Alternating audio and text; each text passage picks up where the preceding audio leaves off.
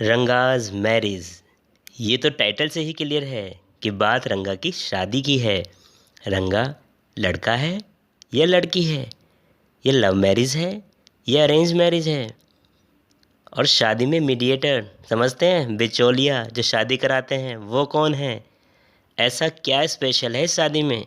आइए, आप भी इनवाइटेड हैं, सब कुछ जान लेते हैं और शादी को एंजॉय करते हैं।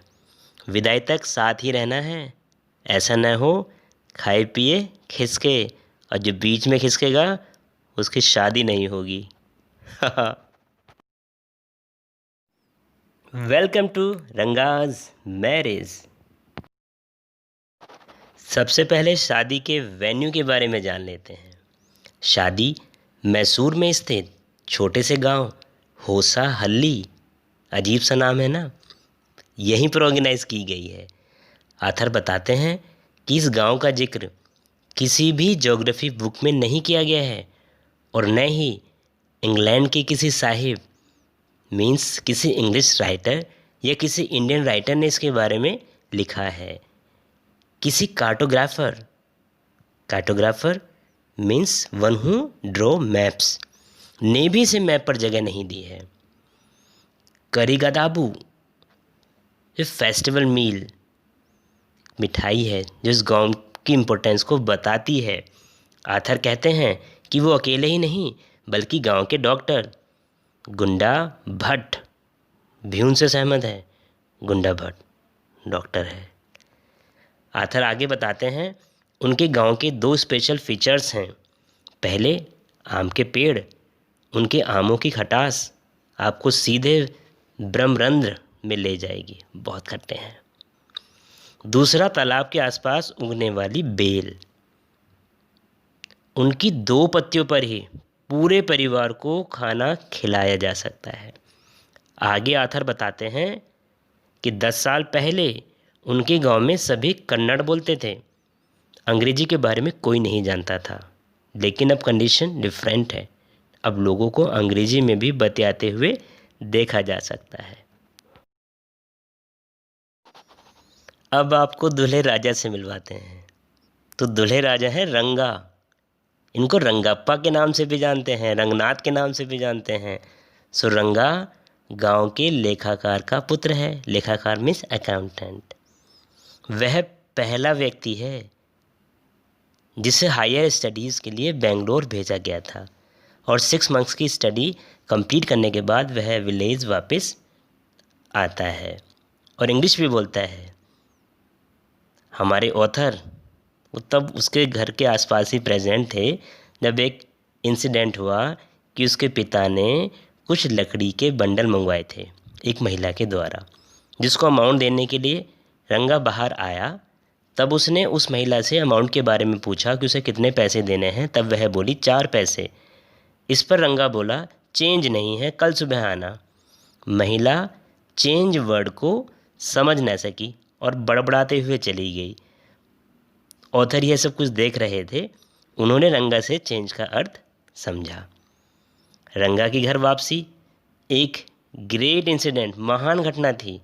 गांव के लोग रंगा को देखने के लिए यह कहते हुए कि लेखाकार का बेटा आ गया है, बेंगलोर पढ़ने वाला लड़का आ गया है, आओ चलो रंगा आ गया है। माहौल ऐसा बन गया जैसे कोई बंदर का तमाशा हो रहा हो। इतने सारे लोगों का शोर सुनकर रंगा बाहर आ गया और अगर सभी अंदर चले जाते तो उसका घर कलकत्ता के ब्लैक होल में बदल गया होता। सभी यह जानकर बहुत खुश हुए कि शहर से रहकर भी वह लड़का बिल्कुल नहीं बदला था। एक बूढ़ी औरत ने उसकी छाती पर हाथ फिराया और जनेऊ समझते हैं, एक पवित्र धागा होता है जिसको यूज़ किया जाता है। औरत ने उसकी छाती पर हाथ फिराया और जनेऊ को अपनी जगह पाया। इससे वह बहुत खुश हुई कि उसने अपनी जाति नहीं खोई है। रंगा बहुत हंसा। भीड़ के जाने के बाद आथर ने रंगा से पूछा कैसे हो रंगप्पा। इस पर रंगप्पा ने नीचे झुककर पैर छूकर नमस्कार किया। इस पर ऑथर बहुत इम्प्रेस हुए और उन्होंने उसकी शीघ्र शादी होने का आशीर्वाद दिया और वापस घर आ गया। एक दोपहर रंगा आथर के घर आया। तब आथर ने रंगप्पा से शादी करने के विचार के बारे में जाना। रंगा ने कहा अभी उसका कुछ विचार नहीं है। रंगा के गांव में एक्चुअली चाइल्ड मैरिज का सिस्टम था उस समय, लेकिन रंगा के विचार में लड़की का मैच्योर होना जरूरी है, जो शादी के अर्थ और संबंध को जानती हो। वह कहता है इमैच्योर लड़की से शादी का मतलब कालिदास और शकुंतला के जैसा हाल बनाना है, इसलिए वह कुंवारा ही रहना चाहेगा। रंगा की इन बातों को आथर बहुत डिसअपॉइंट होता है, लेकिन मन ही मन डिसाइड कर लेता है कि वह इतने समझदार व्यक्ति की शादी तो करवा कर ही रहेगा। तब हमारे ऑथर ही इस शादी के मीडिएटर हैं, बिचौलिया हैं, जो शादी में बड़ा मज़ा लेते हैं। आइए अब आपको रंगा की दुल्हन से मिलवाते हैं। रामाराव की 11 वर्षीय सुंदर भतीजी रत्ना। क्या नाम बताया? रत्ना, जिसके माता पिता मर चुके थे, बड़े शहर की रहने वाली थी। अब वह अपने चाचा के घर रहने आई थी। उसकी आवाज़ मीठी और सुरीली थी। वह हारमोनियम और वीणा भी बजाना जानती थी। आथर के अकॉर्डिंग वह रंगा के लिए सुटेबल लड़की थी।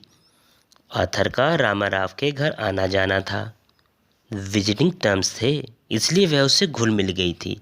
नेक्स्ट मॉर्निंग आथर रामाराव की पत्नी से रंगा और रत्ना की शादी के बारे में सब कुछ बता देता है और साथ ही साथ प्लान करता है कि मैं आपके लिए बटर मिल्क छाछ भिजवाऊंगा, उसे लेने के लिए रत्ना को भेज देना।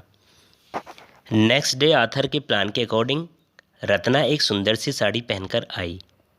आथर ने उसे बैठाया और गाना गाने की रिक्वेस्ट की।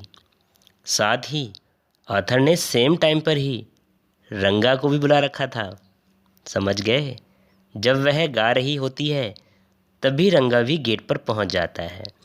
इतनी सुरीली आवाज़ को सुनकर रंगा फैसिनेट हो जाता है और गायकों को देखने के लिए रुकना चाहता है गेट पर, लेकिन रुक नहीं पाता है, अंदर आ जाता है।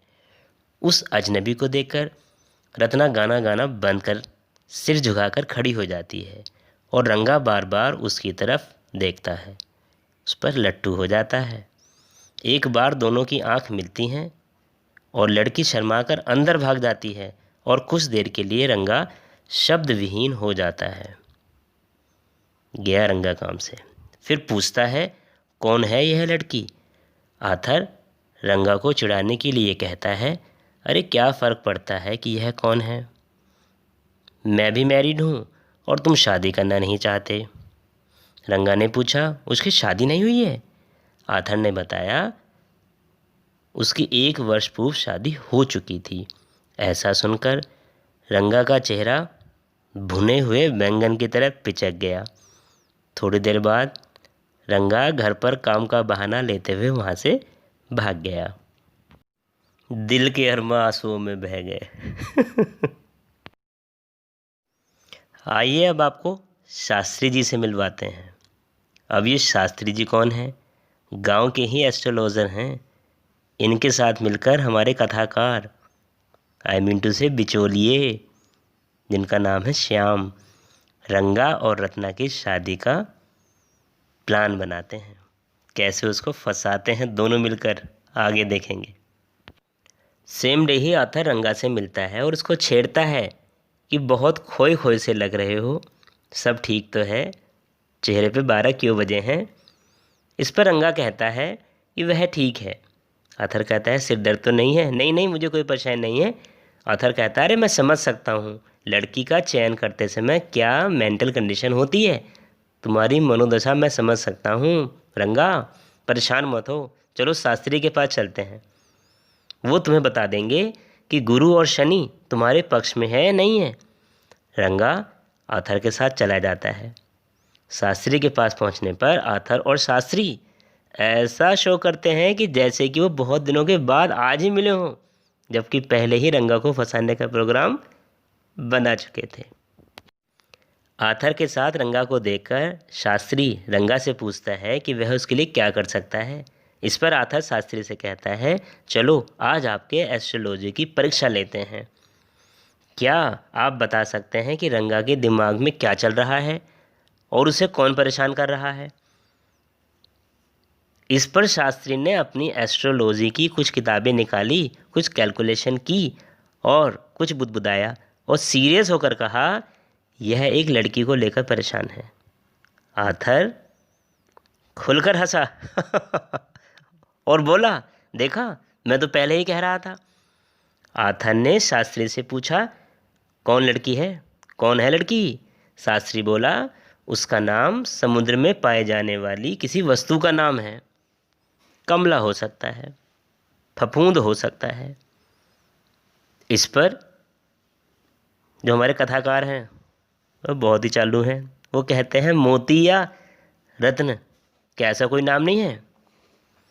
वो भी बड़े प्रीशियस स्टोन्स हैं। आर्थर बोला, रत्ना? रामा राव के घर में रहने वाली रत्ना? मुझे बताओ, कुछ जुगाड़ हो सकता है क्या शास्त्री जी?